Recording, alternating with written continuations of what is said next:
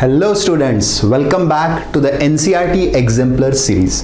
तो मैं हूं आपका दोस्त बेटा, मेरा नाम तो आप जानते होंगे, doctor Ravindra Dhote, director of doctor Dhote research academy Latur. तो बेटा हमने एक सीरीज शुरू की, आप लोग जानते हैं, जिसमें हम एनसीईआरटी एग्जाम्पलर को डिटेल में सॉल्व कर रहे हैं। ठीक है, कुछ चैप्टर्स हम ऑलरेडी बना चुके हैं। अब हम आज एक टारगेट लेके आए, एक न्यू चैप्टर लेके आए बच्चे। ठीक है, और वो चैप्टर है excretory products and there elimination. Excretory products and there elimination, unit number 5, 11th NCERT book, human physiology का यूनिट है। तो उसके अंदर का चैप्टर है। चैप्टर का नाम सुनते ही एकदम क्लियर हो गया होगा, एक्सक्रीटरी सिस्टम के साथ हम लोग डील करने वाले हैं।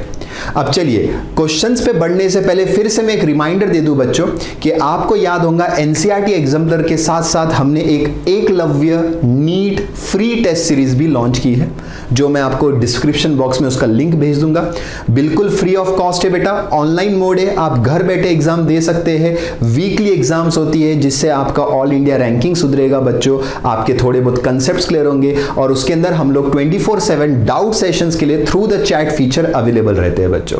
तो मैं चाहता हूं कि जितने भी बच्चे वीडियो देख रहे हैं, डेफिनेटली वो लोग Eklavya free NEET test series में रजिस्ट्रेशन कीजिए बच्चों।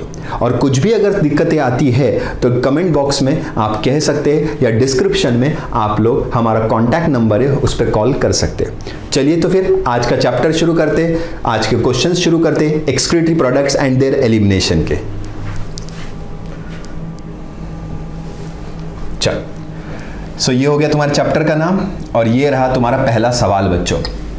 तो sir, the following substances are the excretory products in animals. Choose the least toxic. तो ये क्वेश्चन की जान है बेटा, हमको सबसे कम पॉइजनस वाला ढूंढना है। Choose the least toxic. अब चारों भी ऑप्शन में सबसे कम पॉइजनस अगर कोई है तो वही यूरिक एसिड। बेटा इस चैप्टर के अंदर हम लोग पढ़ते हैं, ये तो मैंने आंसर आपको बताया, uric acid will be the answer. इस चैप्टर के अंदर जब हम लोग शुरुआत करते हैं एनसीईआरटी बुक के, तो सबसे पहले एक्सक्रीटरी प्रोडक्ट्स ही आते हैं कि भैया यूरिया, अमोनिया, यूरिक एसिड, इन तीनों पे चर्चा चलती है। अब सर अगर इन तीनों के बारे में बताना है मुझे, ठीक है, तो जैसे हम लोग बात कर रहे हैं बच्चों,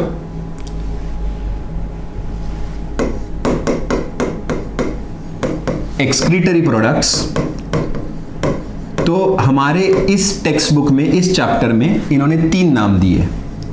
ठीक है, ये याद रखने पड़ेंगे बेटा आपको, क्योंकि ये बहुत जरूरी है। इस पे बहुत ढेर सारे क्वेश्चन आते, इनफैक्ट अभी हम क्वेश्चन सॉल्व करेंगे तो आपको मिलने वाले, ammonia, urea and uric acid. अब इनके बारे में कुछ जानकारी मैं आपको तुरंत दे देता हूं, ताकि आपको आगे एमसीक्यू में काम आए। देखो बेटा, यूरिया का फॉर्मूला मैं बता देता हूं, NH2CO NH2। ठीक है, यूरिक एसिड इज 5434। ठीक है, सो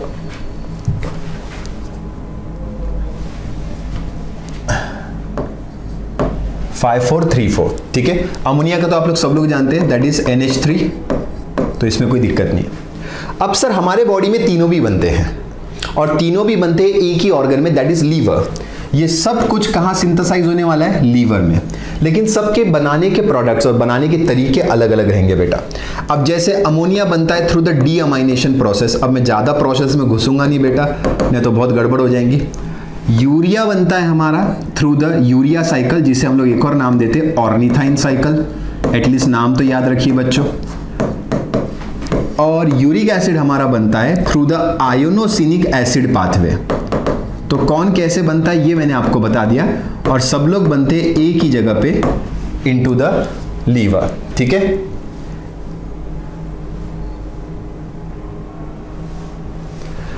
अब सर अमोनिया मैं बता दूं, ये सबसे हाईली पॉइजनस है, ये सबसे खतरनाक वेस्ट प्रोडक्ट होता है बच्चों, इसका ध्यान रखना है आपको। हाईली सोल्यूबल इन वाटर,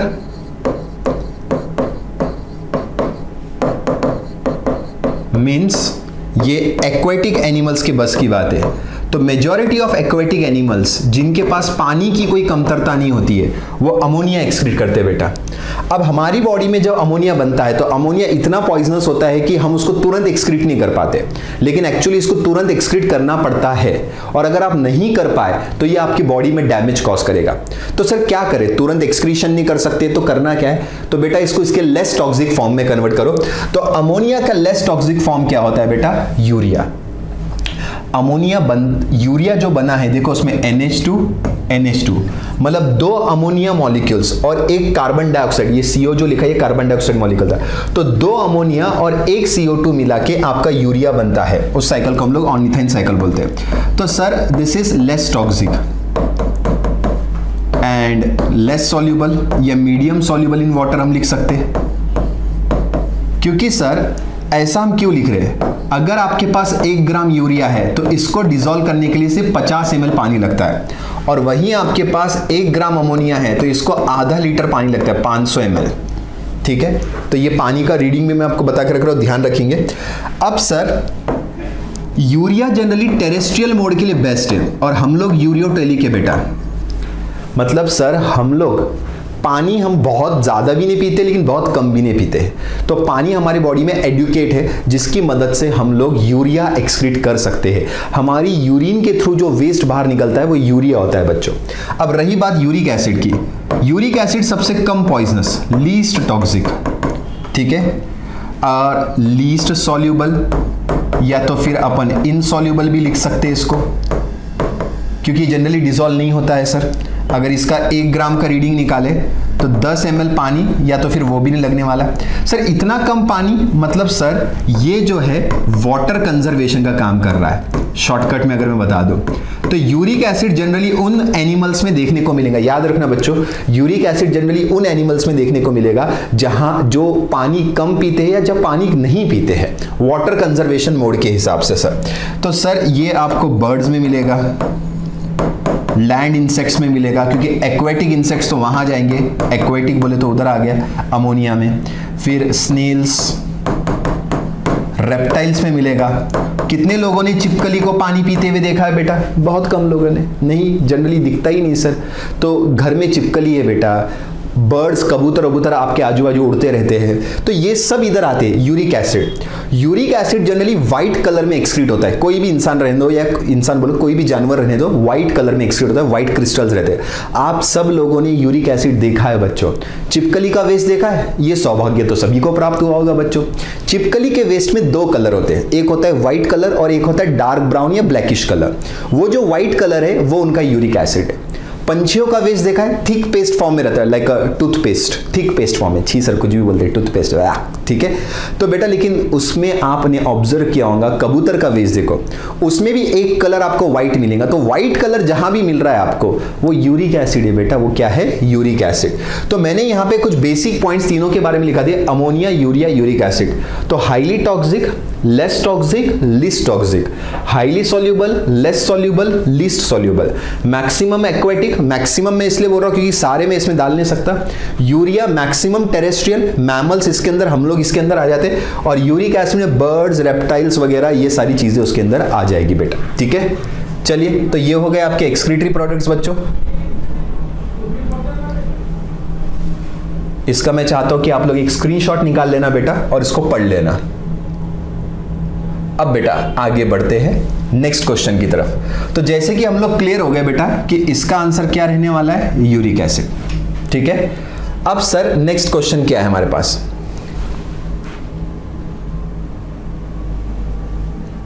चलिए उम्मीद करता हूं अभी आपको दिखाई दे रहा होगा।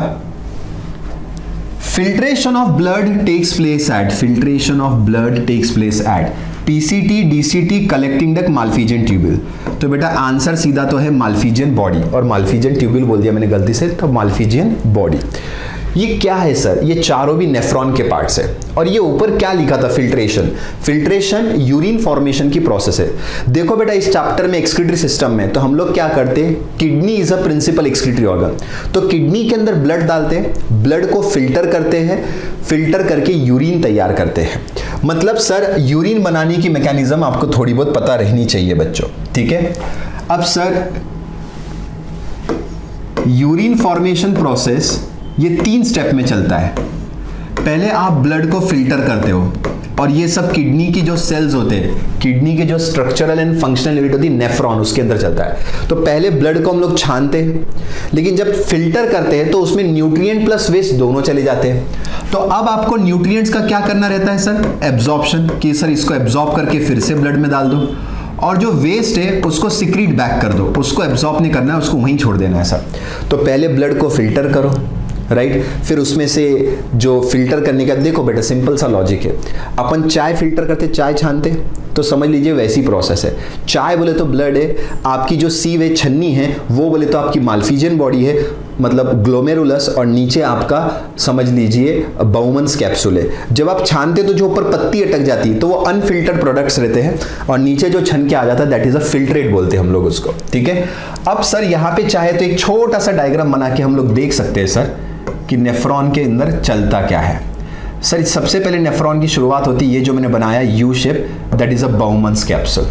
फिर ये कंटिन्यू होता है coiled structure, that is a PCT, ये रहा पीसीटी सर। फिर पीसीटी कंटिन्यू होता है in the U shape Henle's loop, किसमें कंटिन्यू होता है? In the U shape Henle's loop. फिर हेनलेज लूप आगे कंटिन्यू होता है अगला coiled structure, that is DCT, और DCT is going to open into the large duct that is a collecting duct। तो सर ये हो गया हमारा स्ट्रक्चर बाउमन्स कैप्सूल, ये हो गया हमारा स्ट्रक्चर PCT, ये यू शेप स्ट्रक्चर हो गया हमारा क्या सर? हेनलेज लूप, ये स्ट्रक्चर हमारा हो गया सर DCT, और ये हो गया हमारा सर कलेक्टिंग डक्ट, ठीक है। अब सर ये जो बाउमन्स कैप्सूल है, इसमें there is a bunch of capillaries, ये ऐसे जो मैं भी बना रहा हूं,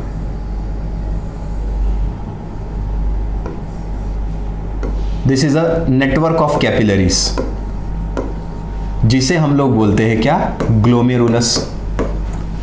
glomerulus that is a bunch of capillaries. और ये जो नीचे वाला स्ट्रक्चर है जिसको हमने नाम रखा है that is a Bowman's capsule, BC Bowman's capsule. अब सर ये दोनों को मिला के नाम दिया जाता है माल्फिजियन बॉडी, माल्फिजियन बॉडी, और रीनल कॉर्पस्कल और पिग्मेलियन कॉर्पस्कल, ऐसे नाम दिए जाते हैं, ठीक है। तो ये स्ट्रक्चर आपका तैयार हो गया बेटा नेफ्रॉन का। अब सर होना क्या है? होना क्या है सर? प्रोसेस शुरू करो। देखो बेटा ये वाली जो पाइपलाइन है इसे हम बोलते हैं एफरेंट आर्टेरियल, इसे हम लोग बोलते हैं इफरेंट आर्टेरियल। ब्लड यहां से अंदर आएगा, सब बच्चों का ध्यान है, मैं शॉर्टकट में बता रहा हूं, ब्लड यहां से अंदर आएगा, और ये जो कैपिलरी है इसमें ब्लड फिल्टर होगा, क्योंकि ये छन्नी है आपकी कैपिलरी, इसमें ब्लड फिल्टर होगा। जो फिल्टर नहीं होगा वो इफरेंट आर्टेरियल में जाएगा, लेकिन जो फिल्टर होगा वो नीचे आ जाएगा इनटू द बाउमन्स कैप्सूल। तो ये नीचे आ गया सर, फिल्टर होके चीजें, चाय आपने छान ली, तो सर इसको हम लोग यूरिन नहीं बोलते, इसको हम लोग अभी क्या नाम देते हैं? फिल्ट्रेट। क्या नाम देते हैं? फिल्ट्रेट। अब सर ये फिल्ट्रेट का नॉलेज होने के लिए ब्लड का भी नॉलेज रहना जरूरी कि ब्लड कैसे बनता है, ठीक है। तो सर अब इसमें से हमने छान लिया। अब सर ये जो छन कर नीचे आ गया, इस फिल्ट्रेट में न्यूट्रिएंट्स भी है और वेस्ट भी है, तो आपको क्या करना है, इसमें से न्यूट्रिएंट्स एब्जॉर्ब करके फिर से ब्लड में डालने और वेस्ट वैसे ही छोड़ देने। तो सर ये जो बाकी के स्ट्रक्चर है PCT, हेनलेज लूप, DCT, इनका काम है वो, देखो अब यहां से वो लिक्विड जा रहा है, अब ये लिक्विड में से न्यूट्रिएंट्स निकालना और वेस्ट प्रोडक्ट को छोड़ देना, ये आपका काम है। अब sir PCT, Henle's loop, DCT में ये काम चलेगा, लेकिन जैसे ही आप CD में आ गए तो यहां पर कोई सिक्रीशन और कोई एब्जॉर्प्शन नहीं होने वाला है, क्योंकि यहां पे क्या तैयार हो चुकी है हमारी? Urine.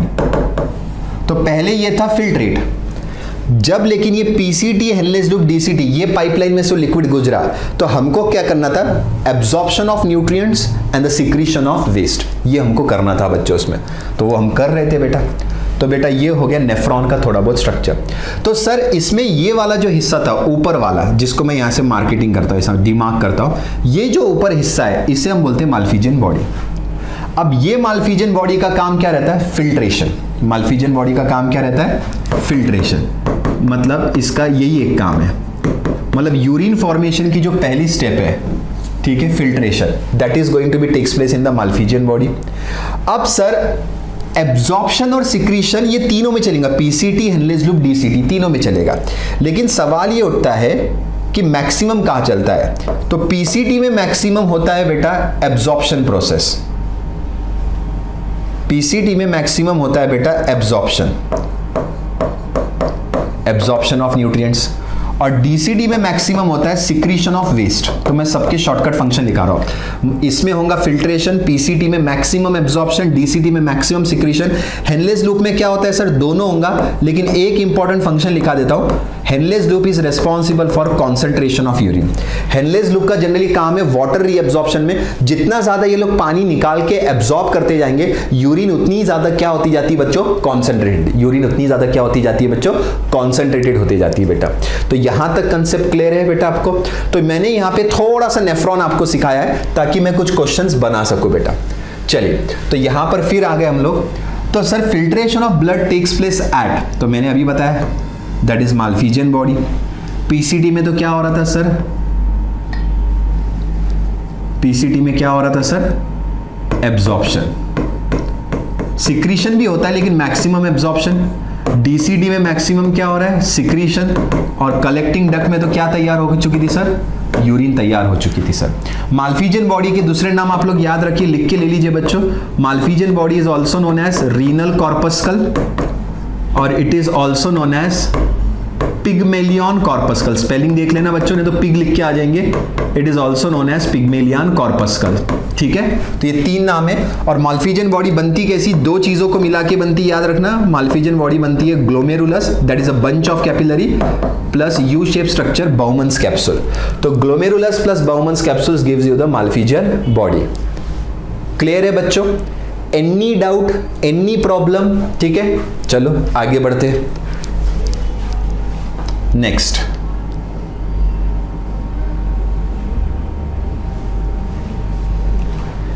Which of the following statement is correct. मैंने सिखाया ना, हमेशा बॉक्स बना लेना ताकि गलती ना हो। Which of the following statement is correct, तो पहला एडीएच। एडीएच का फुल फॉर्म है बेटा एंटी डायूरेटिक हार्मोन। क्या फुल फॉर्म है बच्चों, anti diuretic hormone. So it prevents the conversion of angiotensinogen in blood to angiotensin. बेटा ये स्टेटमेंट सरासर गलत है, क्योंकि एडीएच का काम यही है नहीं। एडीएच का एक सिंपल काम है वाटर रीअब्जॉर्प्शन। एडीएच का एक सिंपल काम है वाटर रीअब्जॉर्प्शन।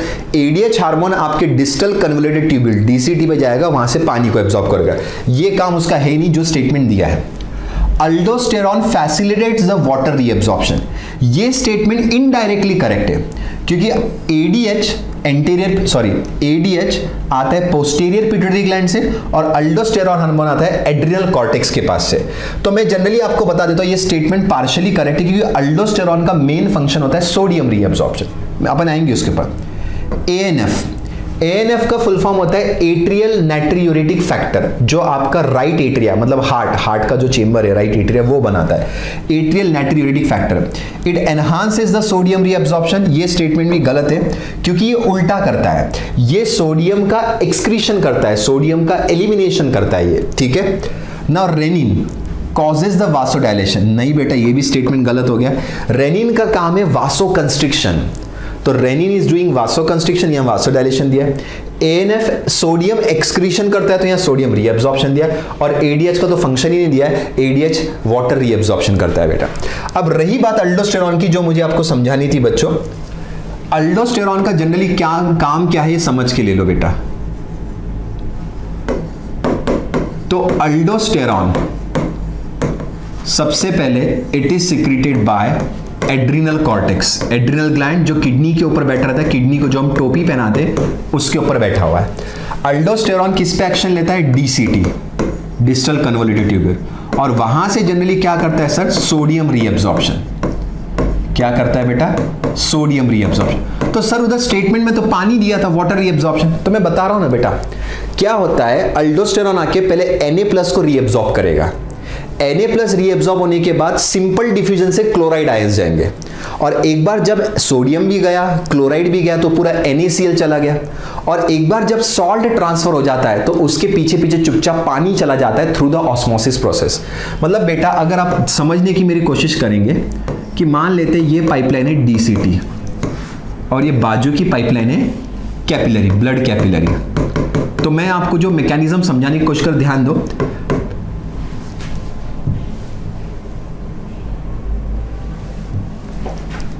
तो पहले यहां पे जो सोडियम है वो गया कैपिलरी में with the help of aldosterone.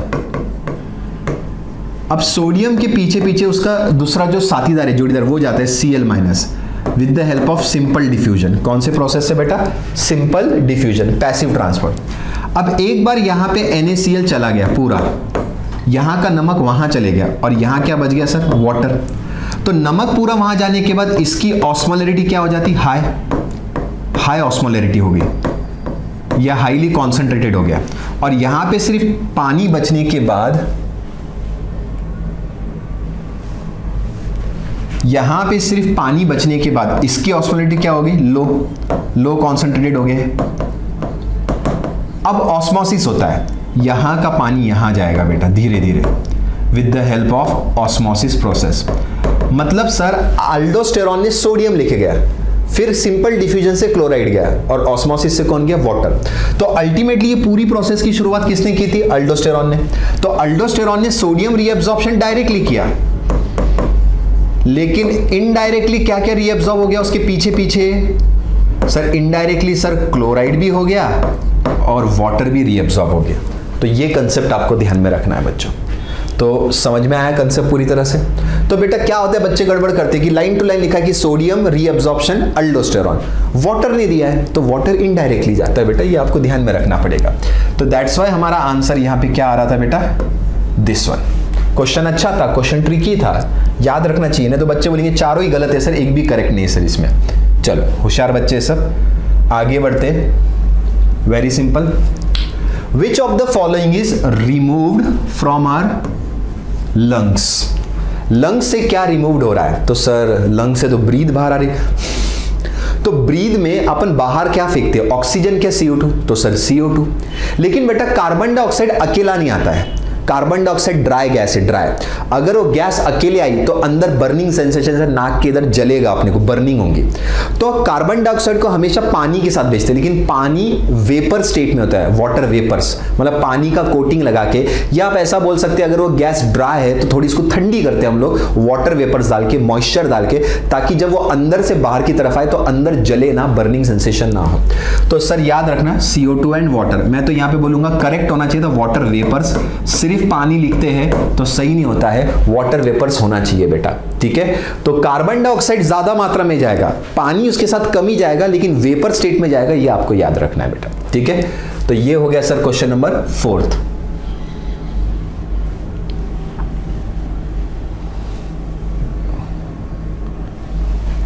चलिए next, the pH of human urine. बहुत आसान है बेटा, दैट इज 6, ठीक है। कुछ दिमाग में लगाया, NCERT line to line question है। एनसीईआरटी में अगर आप यूरिन का कंपोजिशन पढ़ते हो तो वहां लाइन टू लाइन दिया है pH इज 6, एवरेज pH, ठीक है। नहीं तो वैसा रेंज 4.5 टू 8.5 तक है, तो ये 6 दिया है, इसका मतलब क्या हो रहा है? Slightly acidic. इसका मतलब क्या हो रहा है बच्चों कि हमारी यूरिन रेगुलर बेसिस पे क्या होती है? Slightly acidic. क्लियर? बहुत चिल्लर क्वेश्चन था, चलो अच्छा है, ऐसे भी क्वेश्चन आने चाहिए, कॉन्फिडेंस लेवल थोड़ा बढ़ता है सर। चलो फाइनली मैच द कॉलम एक क्वेश्चन आ चुका है बच्चों, देखते हैं उसको।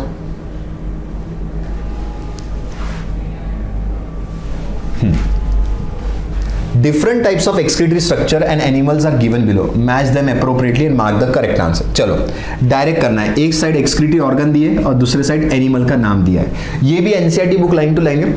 वैसे इसको समझना है तो आपको एनिमल किंगडम उधर जाना बहुत जरूरी है, लेकिन अब मैं वहां पे नहीं जाऊंगा क्योंकि वो बहुत बड़ा चैप्टर है। सो प्रोटोनेफ्रीडिया ये फ्लैट वर्म्स में, ठीक है, एंड नेफ्रीडिया ये अर्थवर्म्स में। बच्चे यही गड़बड़ करते हैं।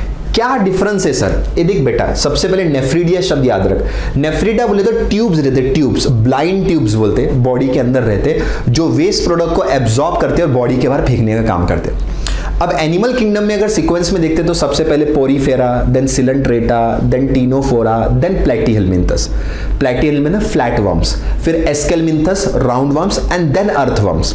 तो बेटा ये जो प्रोटोनेफ्रीडिया, प्रोटो मींस प्राइमरी, जो सबसे पहले नेफ्रीडिया बनाता हल्के हल्के ट्यूब्स, वो आपके फ्लैट वर्म्स और राउंड वर्म्स में थे।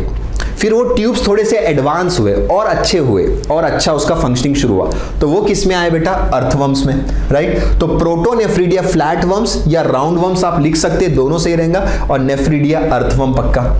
माल्फीजियन ट्यूब्यूल्स, ये तो 100% कॉकरोच, ये तो अपने सिलेबस में भी एक कॉकरोच हम लोग पढ़ते हैं बेटा।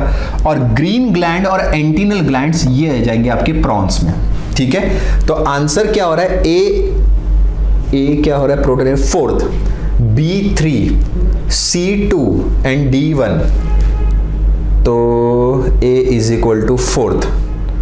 तो इधर कहां दिख रहा है आपको फोर्थ? ये वाला, A is equal to fourth, B is equal to 3, C is equal to 2, D is equal to, the answer is going to be what?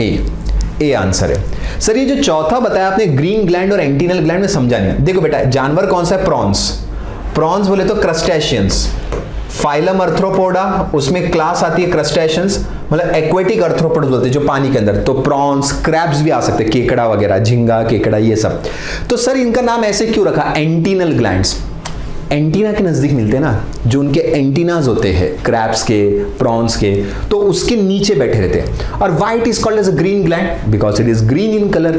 So antennal gland antenna के नीचे, ग्रीन ग्लैंड ग्रीन कलर का है, और prawns and crabs में मिलता है। ये आपको ध्यान रखना है बच्चों। क्लियर है यहां तक कंसेप्ट? चलिए आगे बढ़ते। Now which one of the following statement is incorrect? Box बना लो बच्चों, बॉक्स बना लो। तो इनकरेक्ट स्टेटमेंट अपने को ढूंढना है बच्चों। Birds and land snails are uricotelic, ये करेक्ट है। अब भी मैंने लिखाया था सर स्टार्टिंग में जब पढ़ाया कि बर्ड्स और लैंड स्नेल्स, एक्वेटिक ने बोला, बहुत स्पेसिफिक लैंड स्नेल, इन दोनों को पानी पीने को बहुत ना के बराबर मिलता है। पंछी भी बहुत कम पानी पीते हैं सर। तो जब पानी कम पीते हैं और वाटर कंजर्वेशन का किस्सा है तो uricotelic, uric acid is the best, ठीक है। Mammals and frogs are ureotelic, ये भी करेक्ट स्टेटमेंट है, हमको इनकरेक्ट ढूंढना है। मैमल्स हम लोग आ जाते हैं। फ्रॉग्स में आपको दो चीजें याद रखनी बेटा। फ्रॉग्स एम्फीबियंस, इनकी लाइफस्टाइल दो जगह होती है। मतलब मैं ऐसा याद रखता हूं कि जो फ्रॉग है इसका जो बचपन है ये गुजरा है पानी के अंदर, और इसका जवानी और बुढ़ापा गुजरा है जमीन पर। मतलब फ्रॉग अपने अंडे पानी में देते हैं, अंडे में से लार्वा निकलते हैं, पानी के अंदर ही रहते हैं। वो लार्वा को नाम देते हैं टैडपोल्स। क्या बोलते हैं बच्चों? The larva of frog is called as a tadpole, जो पानी में रहता है। अब जब तक वो पानी में है तो वो अमोनोटेलिक होता है, वो अमोनिया एक्सक्रीट करता है। लेकिन जैसे ही वो जमीन पे आ जाता है टेरेस्ट्रियल मोड पे, तो वो यूरियोटेलिक हो जाता है। यहां पे फ्रॉग लिखा था करके मैंने उसको कंसीडर किया कि ये अडल्ट फ्रॉग है, तो ये जमीन पे रहेगा, तो ये यूरियोटेलिक है, तो correct. Aquatic amphibians and aquatic insects are ammonotelic, ये करेक्ट है, पानी के अंदर के, राइट। एक्वेटिक एम्फीबियंस, जैसे मैं भी फ्रॉग के बच्चों के बारे में बोल रहा था जिसको अपन क्या बोलते हैं? टैडपोल्स।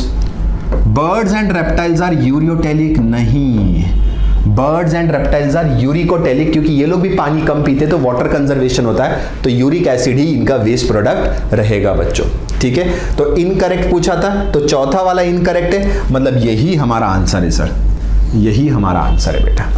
तो बात समझ में आ गई सबको? क्लियर है कंसेप्ट? चलो आगे बढ़े बच्चों। चलो question number 8, which of the following pair is wrong?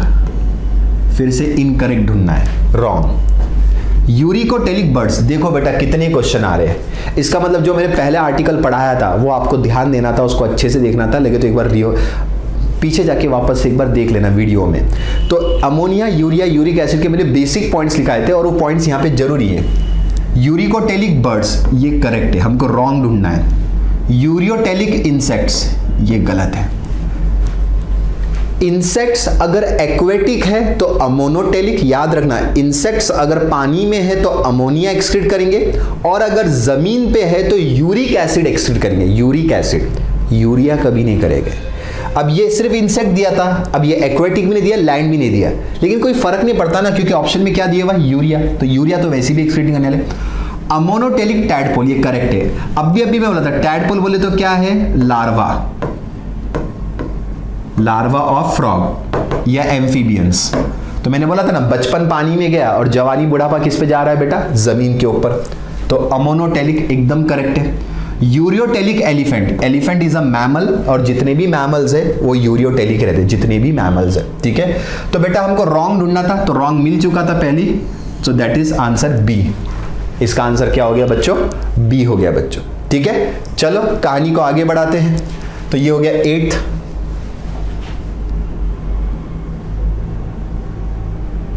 Right, now 9th question, which one of the following statement is incorrect. फिर से इनकरेक्ट ढूंढना है बेटा, गलत statement. The medullary zone of kidney is divided into few conical masses called as medullary pyramids projecting into the calyces. ये statement एकदम सही है। अब ये स्टेटमेंट कहां से आया sir, histology of kidney, kidney का कट सेक्शन लेंगे और उसके अंदर बताएंगे आपको, ठीक है। पहले मैं आंसर दे देता हूं। Inside the kidney, the cortical region extends in between the medullary pyramid is called as renal pelvis. No, गलत स्टेटमेंट। उसको रीनल पेल्विस नहीं बोलते, उसको कॉलम्स ऑफ बर्टी नहीं बोलते।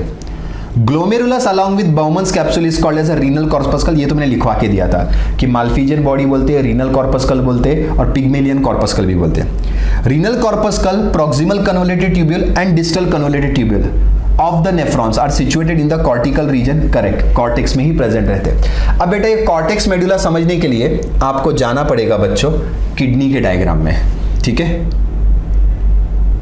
ध्यान दीजिए, मैं किडनी का क्रॉस सेक्शन बनाने की कोशिश कर रहा हूं यहां पे।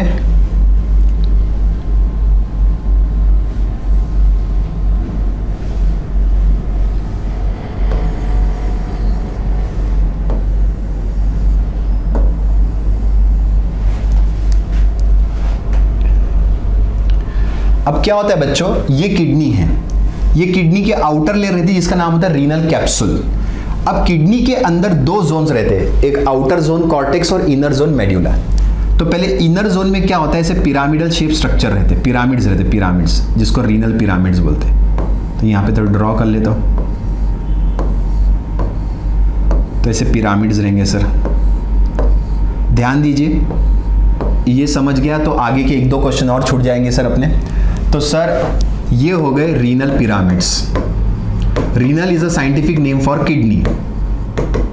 ये पिरामिड 6 to 20 हो सकते हैं, तो मैंने थोड़े से बनाए इसके अंदर, ठीक है।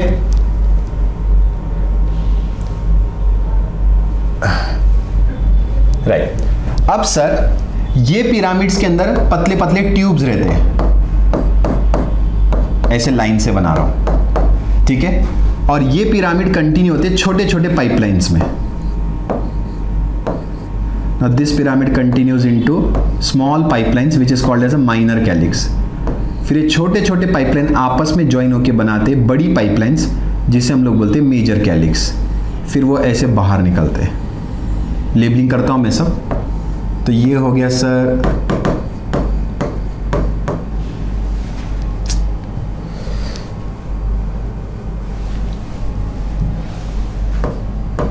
Minor calyx. फिर सर ये जैसे 2 ट्यूब है, ये एक ट्यूब है, ये एक ट्यूब है, डायग्राम में ध्यान दो। अब सर ये दोनों मिलके जो बड़ी पाइपलाइन बना रहे उसे हम लोग बोलते हैं मेजर कैलिक्स।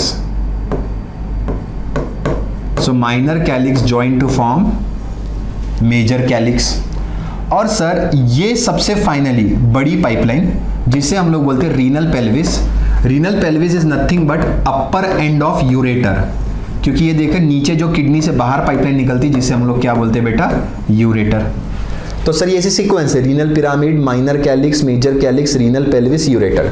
तो यूरेटर का upper and, upper dilated and होता है जिसको बोलते हैं रीनल पेल्विस, ठीक है।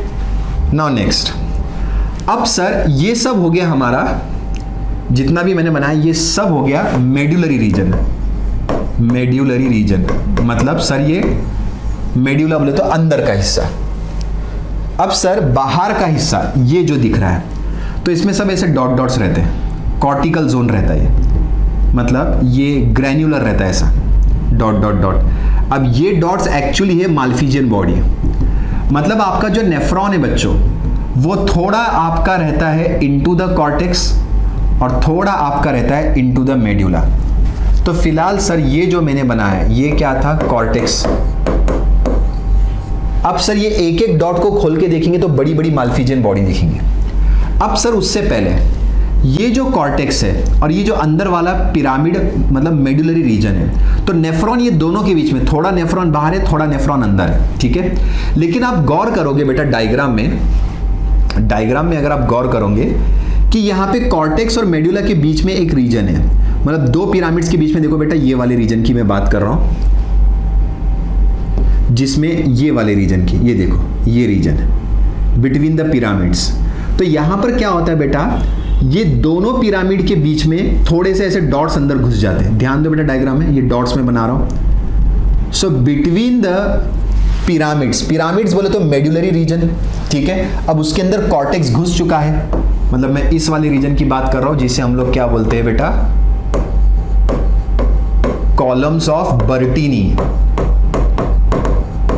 क्या बोलते हैं, columns of बर्टीनी। So columns of बर्टीनी is nothing but cortex into medulla. Cortex घुस गया सर, क्योंकि आप पिरामिड्स के बीच में गए, पिरामिड्स का इलाका बोले तो क्या था, मेडुलरी, तो कॉर्टेक्स उसके अंदर घुस चुका है, दो पिरामिड के बीच में कॉर्टेक्स घुस चुका है। When cortex inserted into medulla it is called as columns of Bertini. क्या बोलते हैं बेटा, कॉलम्स ऑफ बर्टीनी। अब मैं यहां पे सादा लिख के देता हूं, कॉर्टेक्स में नेफ्रॉन के कौन कौन से पार्ट हैं, तो सर माल्फिजियन बॉडी है एमबी, पीसीटी है, डीसीटी, याद रखो, अभी इधर डायग्राम में इतना नहीं बना सकते। तो कॉर्टेक्स में Malpighian body, PCT, DCT. Medulla के अंदर उसके अलावा जैसे हेनलेस लूप,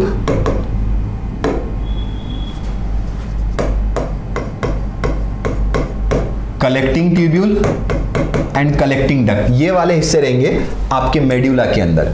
तो सिंपल है सर, इसको याद रखना पड़ेगा हमको, उसके सिवा पर्याय नहीं है सर, राइट। तो ये हो गया हिस्टोलॉजी ऑफ किडनी डायग्राम, ठीक है। अब सर इसके हिसाब से हमको वो वाला क्वेश्चन छुड़ाना है जो हम लोग पढ़ रहे थे।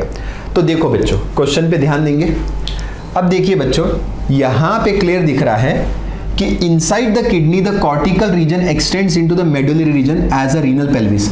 Renal pelvis is the upper end of ureter. अब भी डायग्राम, तो यहां पे रीनल पेल्विस के बजाय क्या आना चाहिए था, कॉलम्स ऑफ बर्टीनी। क्या आना चाहिए था, कॉलम्स ऑफ बर्टीनी। तब ये स्टेटमेंट सही होता, लेकिन ये स्टेटमेंट क्या हो चुका है बेटा, गलत। तो सर हमको गलत ही तो ढूंढना था, that's why our answer is B.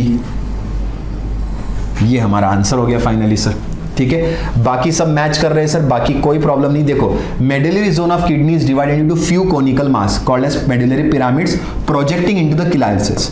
तो पिरामिड कैलाइसिस में तो जा रहा था सर, उसमें कोई डाउट नहीं था। अब sir glomerulus along with Bowman's capsule, उसको क्या बोलते हैं पता है, और कॉर्टेक्स में क्या है और मेडुला में क्या है, नेफ्रॉन के कौन से हिस्से, वो मैंने बता दिए। तो सर ये हो गया 9th क्वेश्चन का आंसर। इसके लिए हिस्टोलॉजी ऑफ किडनी का नॉलेज रहना जरूरी था, जो मैंने थोड़ा सा एक्सप्लेन किया बच्चों, ठीक है। चलिए नेक्स्ट क्वेश्चन की तरफ बढ़ते हैं।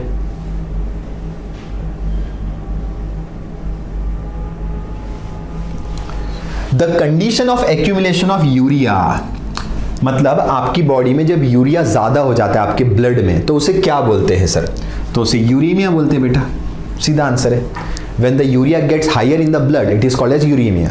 सोचने वाली बात है, ऐसा क्यों हुआ, urea is a waste product, उसको बॉडी में ज्यादा नहीं होना चाहिए था, तो सर वो ज्यादा क्यों हो गया।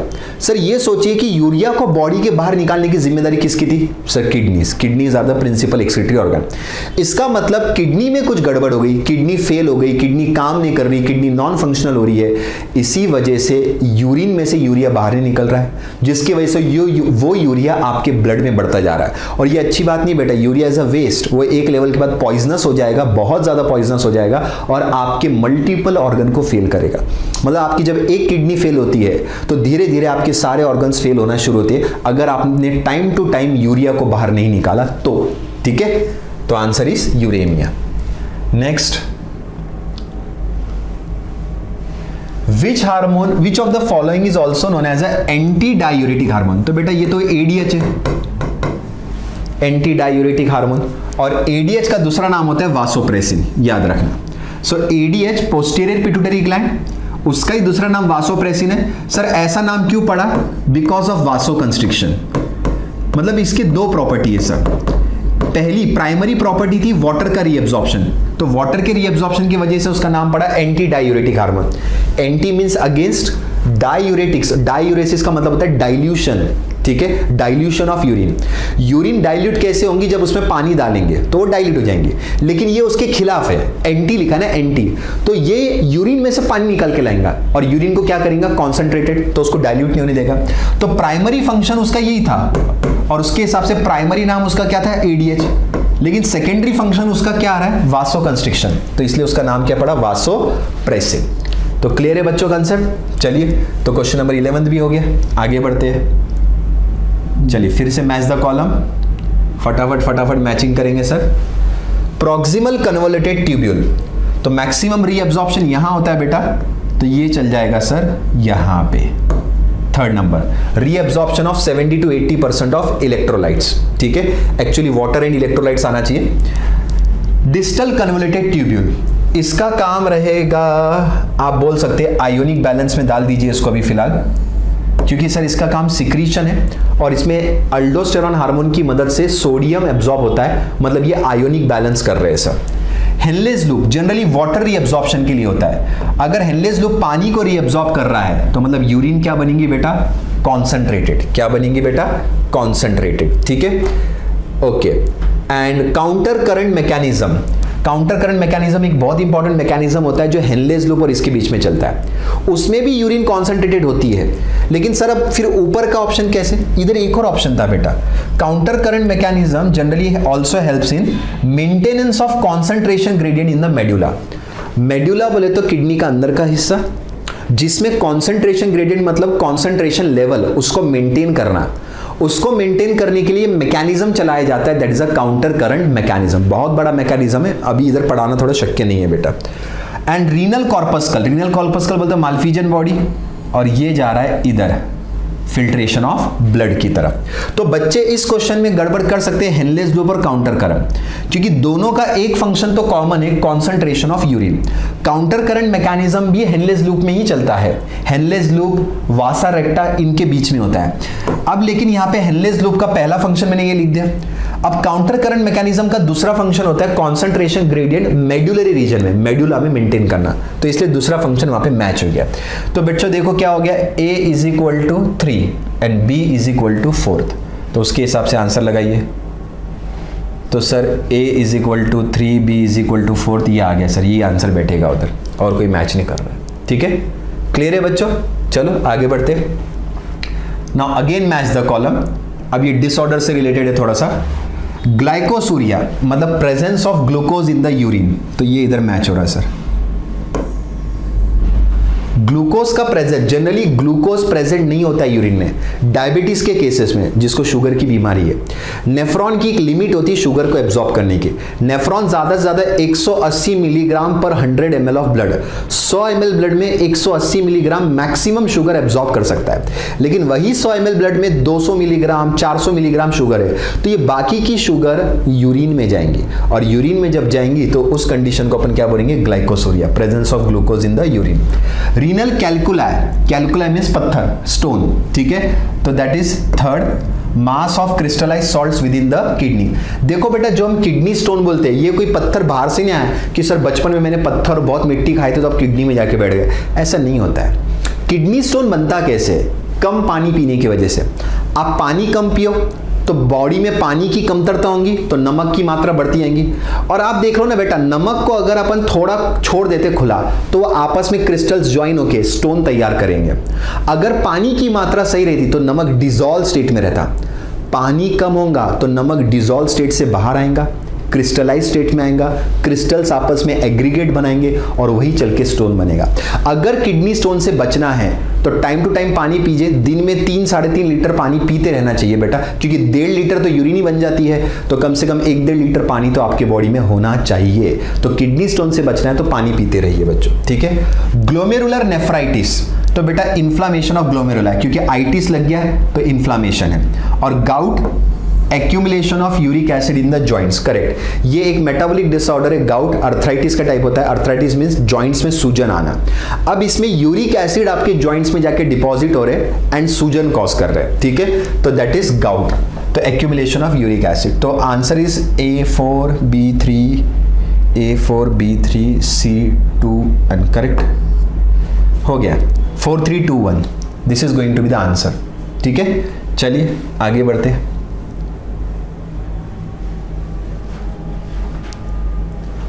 Next, we can produce a concentrated as well as a dilute urine. Depend आप कितना पानी पीते हो उस पर। आपने बहुत पानी पिए तो यूरिन डाइल्यूट हो जाएंगी, आपने कम पानी पिए तो कॉन्सेंट्रेटेड होंगे। This is facilitated by the special mechanism, identify the mechanism. सीधा नाम है यही वाला बेटा, यही वो मैकेनिज्म है जो आपको साथ देता है, counter current mechanism between Henle's loop and वासा रेक्टा। मैं शॉर्टकट में बताता हूँ, ये मैकेनिज्म की खासियत ये है, ये कब एक्टिवेट होता है, जब आप पानी कम पीते हो। समझो आज दिन भर में मैंने कम पानी पिया, तुमने कम पानी पिया, तो सर अब सारा पानी तो हम यूरिन के थ्रू बाहर नहीं निकालेंगे, तो उस समय यूरिन में से पानी एब्जॉर्ब करके वापस से ब्लड में डालना पड़ता है, क्योंकि पानी हमारी जरूरत है बेटा। तो पानी को डायरेक्ट एक्सपेल आउट नहीं कर सकते। तो हमने पानी जिस दिन कम पिया है उस दिन हमारा काउंटर करंट मैकेनिज्म एक्टिवेट हो जाता है, पानी को एब्जॉर्ब करता है। अब जितना ज्यादा पानी एब्जॉर्ब करेंगे, यूरिन का कॉन्सेंट्रेशन लेवल क्या होती जाएगा बेटा, इंक्रीज। अब यूरिन बहुत कॉन्सेंट्रेटेड होगी, ये हमको कैसे समझेगा बेटा, जब आप यूरिनेशन करोगे और यूरिन बहुत ज्यादा कॉन्सेंट्रेटेड है तो आपके यूरेथ्रा पे, द टिप ऑफ यूरेथ्रा, जहां से यूरिन बाहर आ रही है, बॉडी से बाहर आ रही है, उसमें जलन होगी, बर्निंग सेंसेशन। कभी भी आपको बर्निंग यूरिनेशन हो रहा है, इसका मतलब ये मैकेनिज्म चालू है अंदर। और इस मैकेनिज्म को शांत करने का एक ही तरीका बेटा, पानी पियो।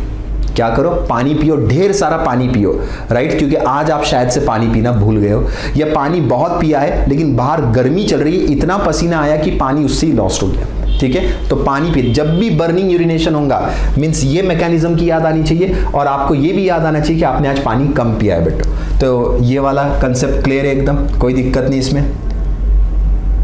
चलिए लास्ट क्वेश्चन पे पहुंच गए हम लोग। Dialysing unit artificial kidney contains a fluid which is almost same as a plasma except that it has, correct।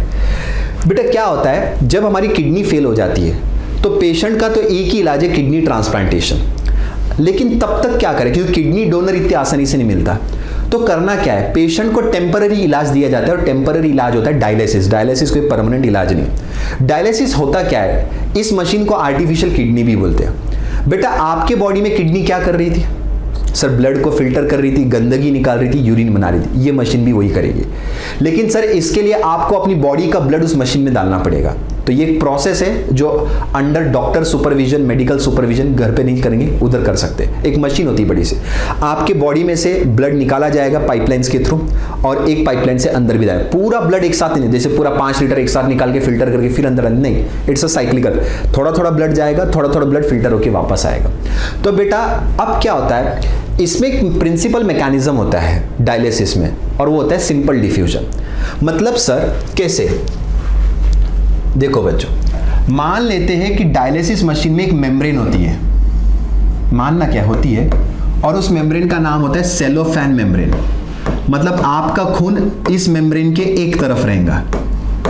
इस मेम्ब्रेन में छोटे छोटे छेद रहते हैं, सिलेक्टिवली परमिएबल अपन बोल सकते हैं, ठीक है। तो परमिएबिलिटी है इसमें। अब मान लेते हैं कि इसके एक तरफ आपने ब्लड डाला जिसको आपको फिल्टर करना है। नाउ दिस ब्लड, इसमें बहुत हाई नाइट्रोजिनस वेस्ट है, मतलब बहुत ज्यादा मात्रा में, क्योंकि अभी किडनी फेल होगी ना आपकी, तो ये वेस्ट प्रोडक्ट्स बाहर नहीं जा रहे थे। और हाई नाइट्रोजिनस वेस्ट में मेरा पूरा फोकस है किस पे, यूरिया पे, क्योंकि हम लोग यूरोटेलिक है। अब हम लोग जानबूझ के क्या करते हैं बच्चों, इसके इस तरफ एक लिक्विड रखते हैं जिसको हम लोग बोलते हैं डायलाइजिंग फ्लूइड। क्या बोलते हैं बच्चों, डायलाइजिंग फ्लूइड। अब इस लिक्विड में हम लोग generally, it is same like plasma, मतलब प्लाज्मा का जो कंपोजिशन होता है वही same like plasma, but except no nitrogenous waste. हम जानबूझ के इसमें कोई भी गंदगी नहीं रखेंगे, नो नाइट्रोजिनस वेस्ट, मतलब इसमें कोई यूरिया, अमोनिया वगैरह नहीं रहेगा। तो मैं फिलहाल यूरिया पे फोकस कर रहा हूं, ठीक है। अब बेटा क्या हो रहा है, यहां से ब्लड आ रहा है, और ये तो हमने लेबोरेटरी में बनाया, ये पूरा लिक्विड बनाया है, ठीक है। अब सर दोनों के बीच में कंपैरिजन होगा, दोनों में सब कुछ सेम टू सेम है, कंटेंट, कंपोजिशन, बस यहां पे यूरिया ज्यादा है और यहां पे यूरिया नहीं है। तो बेटा अब क्या बोलते हो, अब कुछ नहीं सर, अब होगा simple diffusion mechanism. Simple diffusion क्या बोलता है बेटा, सिंपल डिफ्यूजन क्या बोलता है, movement of solute from higher concentration to lower. यहां पे यूरिया की मात्रा क्या थी, ज्यादा, और यहां पे यूरिया की मात्रा क्या थी, बिल्कुल कम या नहीं थी। तो अब सर यहां पे हायर कॉन्सेंट्रेशन हो गया, यहां से वो उस तरफ शिफ्ट होगा। और हम लोग चाहते थे यही ना कि ब्लड में से गंदगी बाहर आए, ब्लड में से गंदगी बाहर आए। तो कौन बाहर लेकर आया? ये डायलाइजिंग फ्लूइड। हमने ब्लड के सिमिलर कंपोजिशन रखा, प्लाज्मा के सिमिलर कंपोजिशन का डायलाइजिंग फ्लूइड का, लेकिन सर उसमें वेस्ट नहीं रखा। जब ये वेस्ट वहां चला जाएगा तो पहले ये क्या था सर? फ्रेश डायलाइजिंग फ्लूइड जिसमें वेस्ट नहीं था। अब सर जब वेस्ट आ जाएगा तो ये क्या हो जाएगा सर? Used dialysing fluid. और ये यूज्ड डायलाइजिंग फ्लूइड को अब हम लोग क्या नाम देने वाले बेटा? ये तो बन गई क्या हमारी? यूरिन। लेकिन ये यूरिन मशीन में बनी बेटा। तो हम लोग हमारी बॉडी से ब्लड निकालते रहेंगे और उसमें डालते रहेंगे, यहां पे ये ऐसा एक्सचेंज होगा यूरिया, और फिर ये अच्छा फिल्टर ब्लड वापस से बॉडी में डालते रहेंगे। तो इस तरह से प्रोसेस चलेगी तुम्हारे डायलिसिस मैकेनिज्म में। तो सर डायलाइजिंग यूनिट में contains a fluid, that is a dialyzing fluid, almost same as plasma except that it has no urea। उसके अंदर बिल्कुल यूरिया नहीं रहेगा सर, क्योंकि यूरिया तो हम लोग ब्लड से खींच के लेने वाले through the simple diffusion mechanism. ठीक है, तो यहां तक पॉइंट समझ में आ गया बेटा।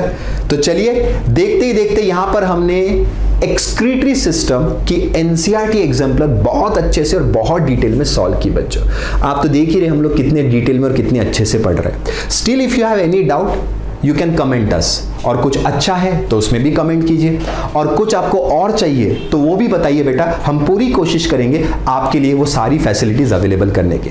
चलिए तब तक के लिए बच्चों ये वीडियो को बार बार देखिए, पिछले वीडियोस को भी देखिए, और अच्छे से एनसीईआरटी रीडिंग भी कीजिए और एग्जाम्पलर भी सॉल्व करते रहिए। ये नीट एग्जाम के लिए बहुत ज्यादा जरूरी है। चलिए बहुत जल्द मिलेंगे with the extended version of this NCERT exemplar series. तब तक के लिए stay home, stay safe, stay connected. Tata, bye bye, take care.